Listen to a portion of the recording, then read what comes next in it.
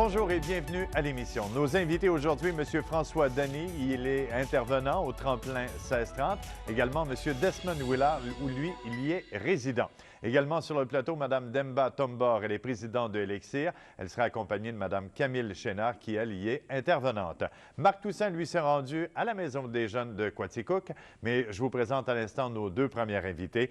Tout d'abord, Mme Lucie Levasseur est agente à la vie associative au regroupement des organismes communautaires de l'Estrie. Bonsoir, Mme Levasseur. Bonsoir. Et Mme Claudia Fiore, qui est agente de liaison pour le ROC, le regroupement des organismes communautaires de l'Estrie. Bienvenue à l'émission, Mme Fiore. Merci. Tout d'abord, Mme Levasseur, qu'est-ce que l'action communautaire autonome? C'est quoi ça?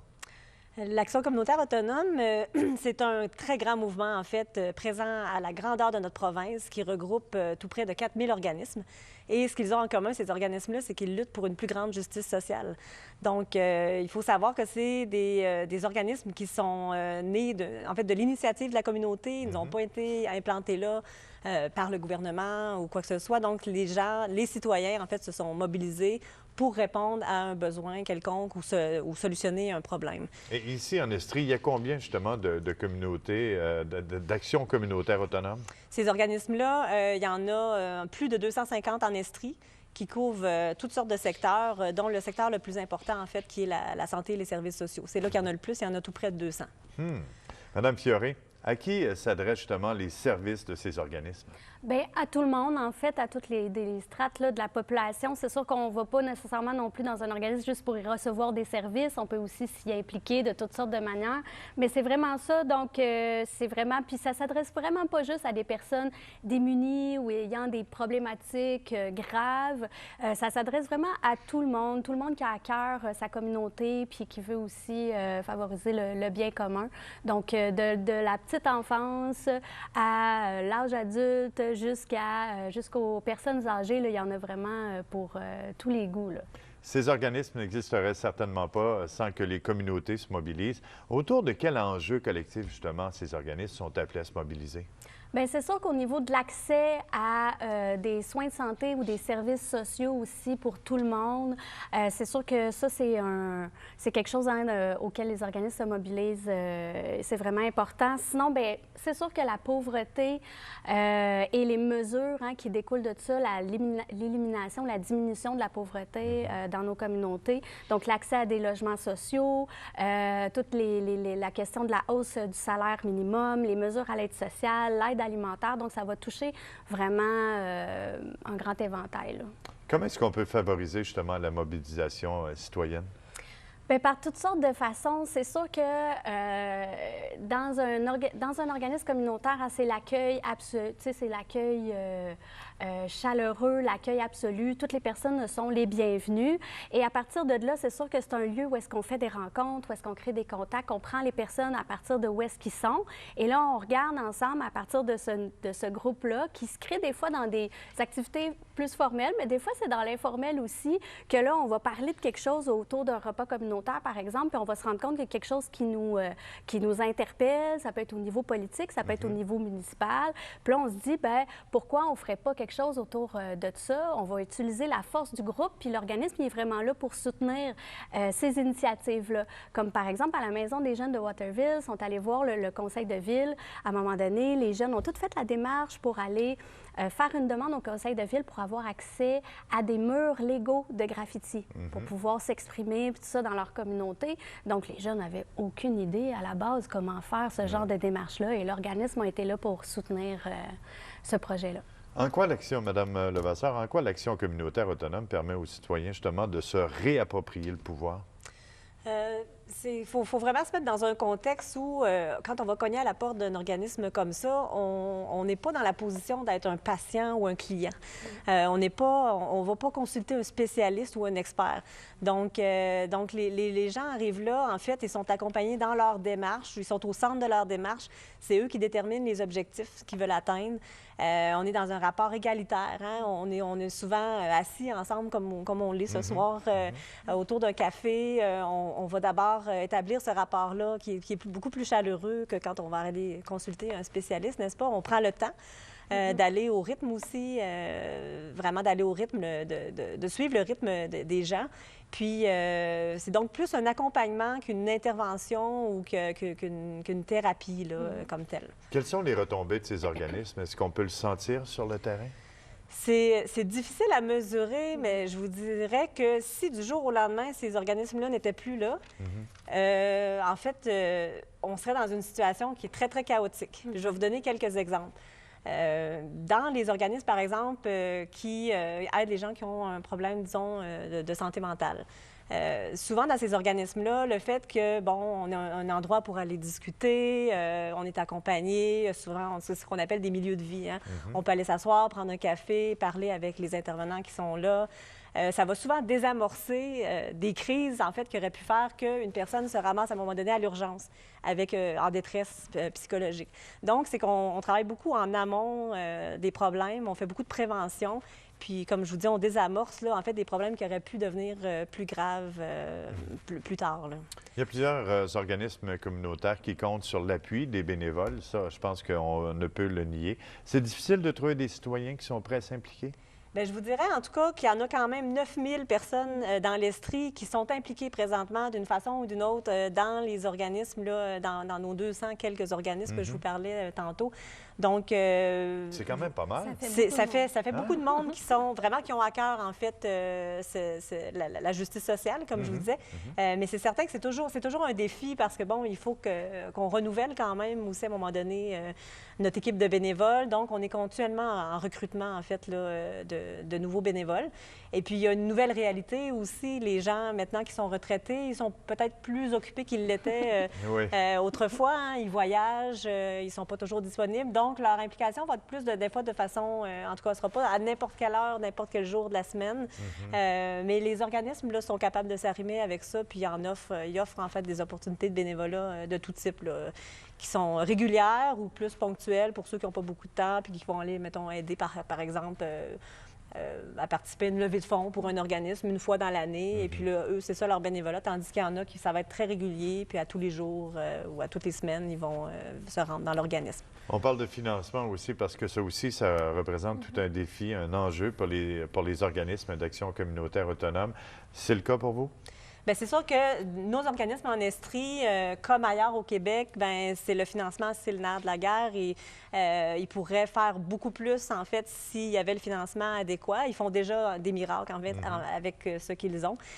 Faut savoir que le bailleur de fonds principal pour ces organismes-là, au niveau de santé et services sociaux, c'est le gouvernement provincial, mais ça fournit seulement un peu plus que la moitié de leurs dépenses totales dans l'année. Donc, ces organismes-là ont en fait, à trouver toutes sortes de sources de financement ailleurs auprès de fondations privées ou publiques et aussi par de l'autofinancement. Donc, ils vont organiser eux-mêmes, là, justement, des activités, des levées de fonds. Ça représente quand même près de 20 de leur financement. Donc, ça prend beaucoup d'énergie et beaucoup de temps aussi.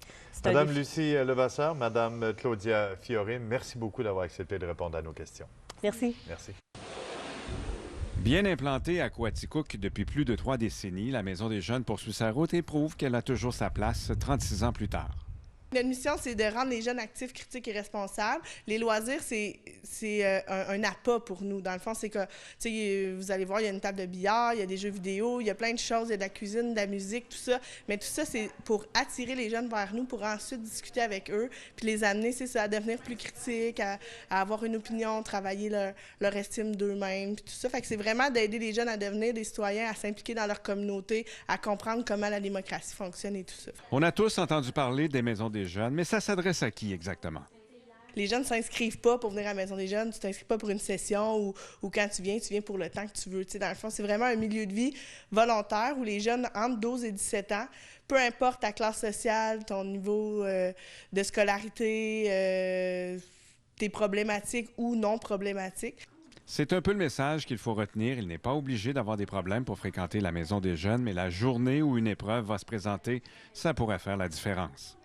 des fois, il y a des parents qui vont nous dire « Ouais, mais moi, mon jeune, il n'y a pas de problème, fait qu'il n'y a pas besoin d'aller à la maison des jeunes. » Mais au contraire, tu sais, dans le fond, ici, il vient établir un lien significatif avec 2 adultes significatifs et qualifiés qui sont toujours sur place. Mais le jour où il ira pas bien, il va avoir le réflexe de venir les voir. S'il n'est jamais venu à la maison des jeunes avant qu'il arrive un problème ou quelque chose, bien, il n'y aura pas ce réflexe-là, il n'y aura pas le réflexe d'ouvrir la porte, de prendre le téléphone, d'écrire sur Facebook. Une fois qu'ils arrivent à la Maison des Jeunes, c'est à ce moment que les animateurs entrent en action. On peut comme qualifier les activités en 2 teintes, comme les grosses, puis on a aussi ceux régulières et hebdomadaires. Que, mettons, soit les jeunes peuvent jouer à l'ordi, à la table de pool. On a un très beau local d'art qui a à peu près 1 an et demi. On a l'autre côté un local de musique où est-ce que les jeunes peuvent s'enregistrer, jouer de la guitare, du piano, de la batterie. Sinon, on a justement nos grosses activités où est-ce qu'on a déjà été une fin de semaine au complet à un chalet avec eux. On va au Taz à Montréal. Sinon, il y a vraiment toutes sortes d'activités récompenses où est-ce que les jeunes, quand ils s'impliquent à la Maison des Jeunes, nous, pour les remercier puis pour leur montrer que c'est le fun de s'impliquer puis que tu peux avoir des retours, on leur offre ces activités-là. La participation d'un jeune jumelé aux échanges avec les animateurs, c'est un peu la combinaison gagnante.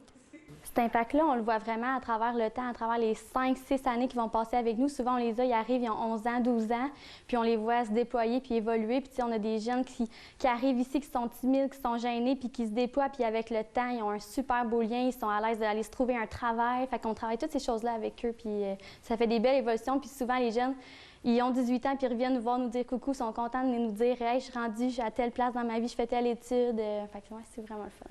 En bout de ligne, ce qui compte, c'est le jeune et rien d'autre. Ce qu'on veut, c'est le faire essayer plein de choses pour qu'ils découvrent des passions parce qu'on sait qu'avoir une passion, ça en sauve des vies. Je présente à l'instant nos invités maintenant. Mme Camille Chénard est intervenante chez Elixir. Bienvenue à l'émission. Et Mme Dembar Tombor, qui est présidente de Elixir. Bienvenue à l'émission. Merci. Je débute avec Mme Chénard. Pour les gens qui ne connaissent pas Elixir, quelle est votre mission? La mission officielle d'Elixir, c'est de réduire les risques liés à l'usage des substances psychoactives chez les femmes en estrue. Donc, ce qu'on veut faire et ce qu'on essaie de faire, c'est de réduire l'ensemble des risques. Ces risques-là, ça peut être un mauvais usage, ça peut être la dépendance, ça peut être la méconnaissance, ça peut être... Donc, on essaie de la conduite avec faculté affaiblie pour l'ensemble de toutes les substances psychoactives. Les substances psychoactives, c'est ce qui interfère au niveau de notre organisme, au niveau psychologique, au niveau physique. Donc, on essaie d'aider les gens, autant pour les produits légaux que pour les produits illégaux, donc alcool, médicaments, cannabis maintenant, que pour les drogues illégales, MDMA, cocaïne ou autres. Donc, on veut donner de l'information pour réduire les risques. Vraiment large, hein? Bien, oui. On peut le dire. Oui, on peut le dire. Madame Tombard, oui. À qui s'adressent justement les services que vous offrez? Au départ, c'était ouvert pour les femmes. Ça a commencé avec le milieu de vie. Mais en 2016, avec le projet de la halte qui se déplace dans le milieu festif, on n'a pas vraiment eu le choix de l'ouvrir à tous. Puis autrement, les personnes peuvent toujours, quand ils nous appellent, elles peuvent toujours avoir un accueil et une référence au service. Puis la dernière chose qui est quand même importante, c'est que Elixir offre une expertise vraiment pointue en termes de toxicomanie puis de prévention. Donc, on sert souvent aussi de seuil de référence par rapport à ça. En quoi consistent justement vos approches? Il y en a 4. Tu as l'approche féministe, Oui. effectivement. La réduction des méfaits, qui vient beaucoup pour faire en sorte que les personnes soient confortables. L'éducation populaire, parce que c'est important de s'assurer que toutes les personnes soient au courant qu'on parle de toxicomanie. Et finalement, il y a... Les valeurs d'éducation populaire. Effectivement. Donc, on est plus en modèle éducation qu'en modèle thérapie ou qu'en modèle médical ou contrôle. On est vraiment dans l'accompagnement avec les personnes pour réfléchir. On leur reconnaît la capacité de faire des choix, donc on donne l'information et la formation pour que les choix soient éclairés en matière de consommation. Est-ce qu'on aborde différemment la question justement de consommation de substances psychoactives avec une femme qu'avec un homme? Historiquement, on s'est rendu compte que les modèles de consommation sont différents. on s'est rendu compte aussi que même le traitement des uns par rapport aux autres est différent. On va juger beaucoup plus durement une femme en état d'ébriété qu'un homme en état d'ébriété. Les conséquences vont être beaucoup plus graves quand, mettons, une mère qui a des enfants va être beaucoup plus à risque de se faire enlever ses enfants qu'un homme qui a des problèmes au niveau de la consommation. On médicalise beaucoup plus facilement les femmes que les hommes aux antidépresseurs, aux antidépresseurs, aux calmants ou à ce type de médication-là. Donc oui, il y a un traitement différent chez les femmes que chez les hommes. Puis le regard social est différent. Madame Tombard, Elixir a vu le jour dans les années 1980. Comment est-ce qu'il est parvenu justement à s'ancrer dans la communauté? C'est surtout au départ grâce au milieu de vie, puis aussi grâce à l'expertise qui a été emmenée, parce que la mission de l'organisme, c'est une mission qui est spécifique au travers du Québec. On est les seuls à l'avoir. Puis maintenant, à chaque fois qu'on parle de consommation ou de toxicomanie ou d'enjeux par rapport aux femmes, justement, on fait partie des premiers sur la ligne d'appel. Puis par exemple, avec la légalisation du cannabis, on a eu le privilège d'être l'organisme qui a fait l'étude et qui a participé par rapport à ça. Donc c'est vraiment en termes de formation puis au terme de la qualité des services qu'on rend qui fait qu'on est vraiment spécial. Madame Chénard, qu'est-ce qu'Elixir apporte à la communauté? Bien, Elixir apporte à la communauté ou la communauté apporte à Elixir. C'est dans les deux sens. Quand on est venu au monde, c'est parce que dans la communauté, on faisait le constat justement de traitements différents des femmes par rapport aux hommes. Et ce sont des femmes de la communauté qui ont décidé ensemble de développer certains types d'activités. Ce qu'on apporte à la communauté, on constate à l'Université de Sherbrooke, entre autres, parce qu'il y a beaucoup, avec le projet festif, il y a beaucoup d'interventions qui se font durant les parties ou les choses. On nous rapporte qu'il y a moins d'incidents désagréables quand on est là, parce que les gens sont plus en confiance, parce que les gens demandent plus facilement de l'aide, parce qu'on dédramatise certaines situations. Pour les femmes du milieu de vie, c'est un peu comme nos collègues le disaient, nos collègues du ROC le disaient, le fait d'avoir un lieu d'appartenance, le fait de briser l'isolement. On est dans une société où beaucoup de liens sociaux sont brisés. Les familles sont éclatées, sont parfois, sans être éclatées, sont parfois dans des lieux très différents. Aujourd'hui, on ne reste pas dans le village. Le monde est à portée de main, mais ça fait des gens seuls, ça fait des parents seuls, ça fait des enfants seuls. Et ce qu'on apporte à la communauté, c'est la possibilité de recréer des liens pour se solidifier, pour traverser. Ça n'a pas besoin d'être des grosses crises, ça n'a pas besoin d'être des moments trop difficiles, mais le quotidien, parfois, demande qu'on ait besoin d'en jaser, qu'on a besoin... Fait qu'au lieu d'aller voir le médecin pour se faire prescrire un calmant, on vient à Elixir prendre un café, puis on jase, puis on trouve réponse à ce qui se passe dans la journée, puis dans les choses. Il y a des projets sur la planche à dessin pour Elixir? Oui, il y en a plusieurs. Maintenant, on essaie de revitaliser le milieu de vie. Donc, ça inclut essayer de faire venir une clientèle qui est plus jeune. Donc, la programmation, justement, s'est ouverte par rapport à ça. Puis aussi, avec la halte, c'est sûr que ça fait seulement depuis 2016, donc c'est un projet qui est vraiment en expansion. Puis aussi, les formations. On est en train de travailler pour offrir plus de formations spécifiques aux personnes en estrie. Puis c'est pas obligé d'être des personnes qui connaissent nécessairement la toxicomanie. On veut vraiment le vulgariser pour que tout le monde soit au courant puis tout le monde puisse consommer la bonne information. Si on veut rejoindre Elixir, on a besoin de cet organisme. Qu'est-ce qu'on doit faire? On se présente, on téléphone. On est au coin de Québec et Portland, 333 rue du Québec. On peut appeler pour prendre rendez-vous, mais on peut aussi se pointer, venir prendre un café, jaser, discuter, puis on est accueillant. Aussi, avec la halte, ce qui est bien, c'est que vu qu'on se promène dans les secteurs plus universitaires, les gens nous reconnaissent, donc c'est plus facile aussi de faire de l'information comme ça. Madame Camille Chénard, intervenante auprès de Elixir. Madame Dembar Tombard, présidente d'Elixir, merci d'avoir accepté notre invitation. Ça me fait plaisir. Merci.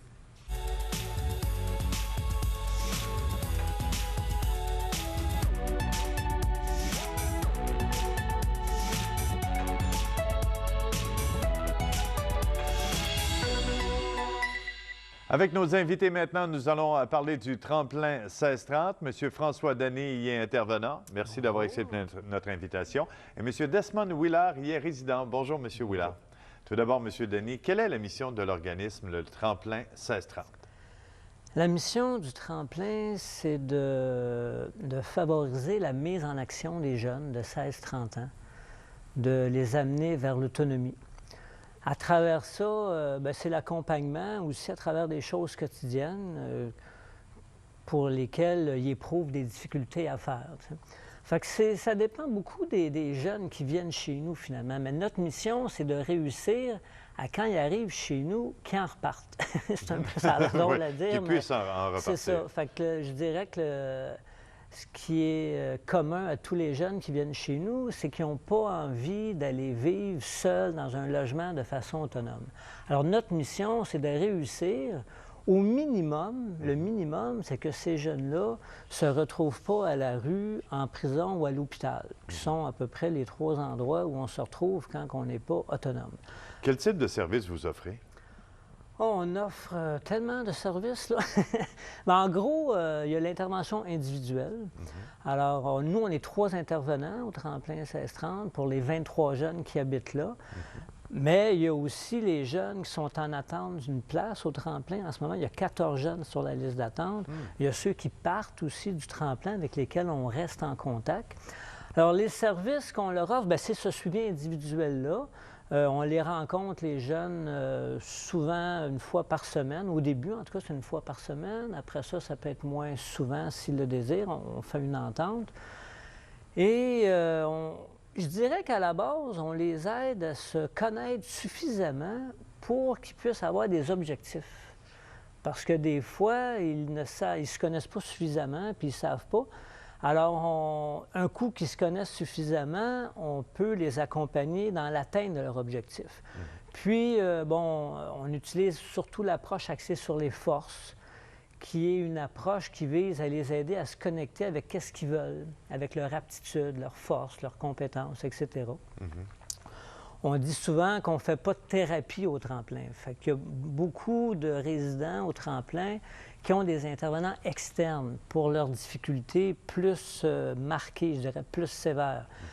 Mais bon, la ligne est souvent floue parce qu'on crée des liens, on est très proche des jeunes, c'est sûr. On est en bas, nos bureaux sont en bas, là, qu'on se figure ça. Vous êtes situé à quel endroit? Wellington Sud, en face de l'Armée du Salut, au coin de Sanborn. D'accord. Alors, c'est ça. Puis il y a aussi toute l'intervention de groupe, aussi on a une salle de spectacle. Monsieur Willard, comment vous vous êtes retrouvé au Tremplin 1630? Dans le fond, au début, j'étais à Windsor, dans un logement autonome, tout. Puis j'ai eu des problèmes. Fait que j'ai eu la chance, dans le fond, d'avoir le travail social au CSC, qui justement m'a référé au tremplin, tout. Ça a pris quand même du temps avant que j'accepte, mais finalement, c'est là que j'ai connu le tremplin. L'objectif est de favoriser l'autonomie d'individus âgés entre 16 et 30 ans. Ça a marché pour vous? Oui. La grande question. Oui.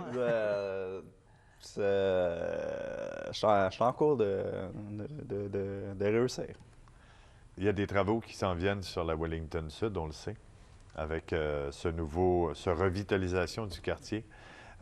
Comment est-ce que vous entrevoyez l'avenir, justement, pour ces jeunes-là? Moi, je vais parler à mon nom personnel. Le tremplin n'a pas une position officielle là-dessus. Mais je suis ambigu là-dessus. Je sais pas s'il y a beaucoup de gens qui vont sur la Wellington Sud à toutes sortes d'heures du jour. Mais c'est quand même assez rough, sur la Wellington Sud. Moi, mon bureau, je suis en face de la fenêtre, fait que ça se déroule en avant de moi. Les gens qui ont le plus de problèmes à Sherbrooke, ils se tiennent sur la Wellington Sud, entre King et Sanborn, Aberdeen. Fait que ces gens-là, c'est leur milieu de vie à ces gens-là. Fait qu'il y a du bien, puis il y a du moins bien avec ça, mais c'est là qu'ils peuvent être ce qu'ils sont, avec leurs difficultés. Il y a un manque de services. Les problèmes de consommation, par exemple, qui sont problèmes de consommation et puis problèmes de santé mentale. C'est les deux grosses problématiques. Et pour avoir un suivi, par exemple, dans le système public, pour les problèmes de dépendance, c'est pas mal long. Donc, ces gens-là, ils sont aux prises avec ça. Alors, avec le renouvellement, la revitalisation de la Wellington Sud, moi, j'ai des grandes inquiétudes. Qu'est-ce qu'on va faire avec ces gens-là? J'ai de la misère à croire qu'on va tolérer des gens. Il y a des gens qui délirent sur la Wellington Sud. Je veux dire, moi, chaque jour, je vois des gens en crise, problème de consommation, ça consomme sur la Wellington Sud, c'est ça qui se passe. Ouais. Alors, je ne sais pas comment il va y avoir cette cohabitation-là de mixité sociale. Ça ne sera peut-être pas facile, justement. Puis bon, il y a la question aussi de la hausse des prix du logement. Il me semble, je ne suis vraiment pas un expert là-dedans, mais je sais que ça s'est déjà passé, bon, le fameux phénomène de la gentrification. Je veux dire, il y a des gens qui sont dans la rue, c'est à Wellington Sud, puis il y a des gens qui habitent autour. Puis il y a des gens qui sont souvent entre les deux, entre le logement et la rue, qui se promènent là-dedans. Mais c'est sûr que s'il y a une hausse importante du coût des loyers, on va peut-être juste déplacer le problème. Fait que je le sais pas, tu sais. Monsieur Desmond-Willard, qu'est-ce que l'organisme Tremplin 1630 vous a apporté, vous? Beaucoup de choses. En premier, ça m'a amené à un endroit où, dans le fond, que je pouvais côtoyer justement un milieu de vie, où je pouvais côtoyer d'autres résidents qui sont quand même un peu de mon âge. Puis qui je peux faire des activités avec eux autres, tout. Ça m'a même amené depuis, ça fait 6 mois maintenant. Je travaille maintenant au Tremplin en tant que femme de ménage. Ou homme de ménage. C'est ça, homme de ménage. Dans le fond, je suis le concierge du Tremplin, tout. En 30 secondes, comment est-ce qu'on peut soutenir l'organisme Tremplin 1630? Bien, on peut venir faire des tours, en tout cas. Il y a plein de choses. On n'a pas parlé de la salle de spectacle. Il y a plein de choses qui se passent. Il y a la scène du slam, il y a des expositions visuelles, il y a des pièces de théâtre. Fait qu'on peut déjà venir faire un tour. Puis les résidents, ils viennent à ces événements-là. Fait qu'un de nos 4 axes d'intervention, c'est la mixité sociale. Fait que de faire en sorte que les gens se mêlent ensemble. Bien, venez nous voir, puis offrir, tu sais, quelqu'un qui est menuisier et qui veut aider des jeunes à travailler le bois, à devenir menuisier, tout le monde est le bienvenu. Monsieur François Dany, intervenant au Tremplin 1630, Monsieur Desmond-Willard, résident, merci de votre participation à l'émission. Nous vous invitons à être des nôtres la semaine prochaine alors que nous allons discuter des enjeux qui sont liés à l'implantation des nouvelles maternelles 4 ans. Merci d'avoir été des nôtres et la semaine prochaine.